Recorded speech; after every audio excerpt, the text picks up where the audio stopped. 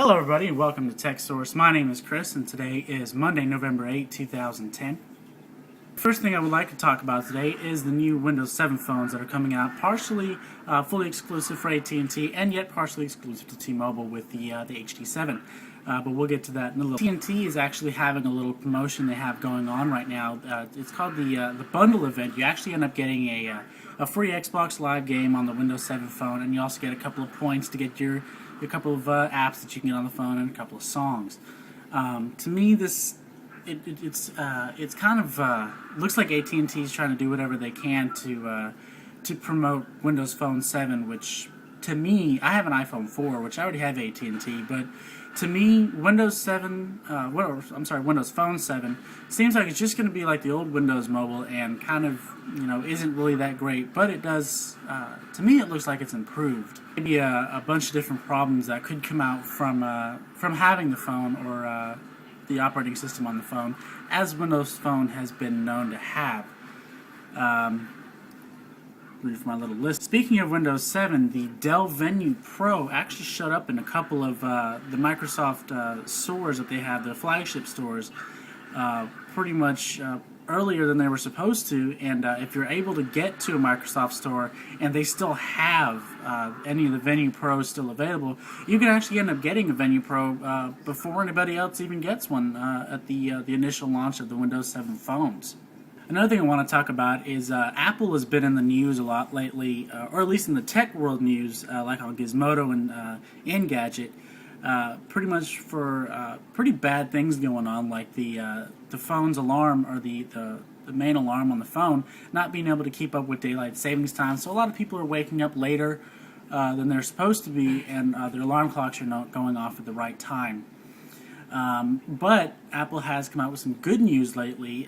It's actually been shown that iOS 4.2 is going to help the iPhone 3G actually be more efficient and actually run faster than it is with the original iOS 4 that came. Another Apple news, id's newest game for the phone called Mutant Bash has about the same graphics as the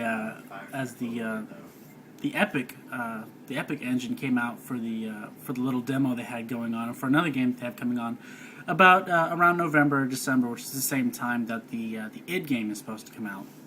In Android news, Rhapsody on the Android platform now works both offline and online. So you actually be able to go into your Rhapsody library and be able to listen to videos without actually having to get on the online version and then getting to your library after that. So that kind of proves a nice benefit for having Rhapsody on your phone, is now you can do it without even having to use any data streaming to your Android device. Also, the Samsung Continuum has also confirmed for Verizon that it will have what's kind of a dual screen, pretty much having the main screen on top with the capacitive touchscreen, and having a smaller screen underneath the capacitive touch buttons on the phone that displays like the clock, the weather, and the date. So it's a nice little concept for Samsung to be able to have something like that. I feel like it's been done before.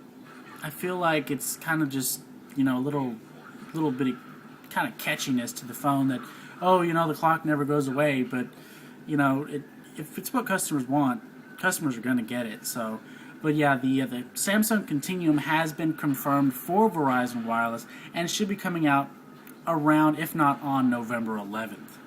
Well, that's all we have today for Tehksource. For all tech news coming out either today or tomorrow, just check out Tehksource on YouTube or on my Facebook or Twitter.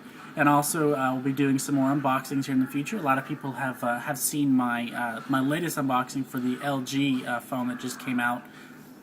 Answered a couple of your questions that you did have. As far as we know, the LG Octane is not replacing the NV series phones. That is what my LG rep did tell me. She said that there are going to be other NV series phones coming out, that the Octane is just another option for people who kind of want to get away from the NV series. Also, I've played with the phone myself on a couple of occasions, and it does not feel very cheap. The keyboard is actually, to me, better than what even was on the NV3 or the NV Touch.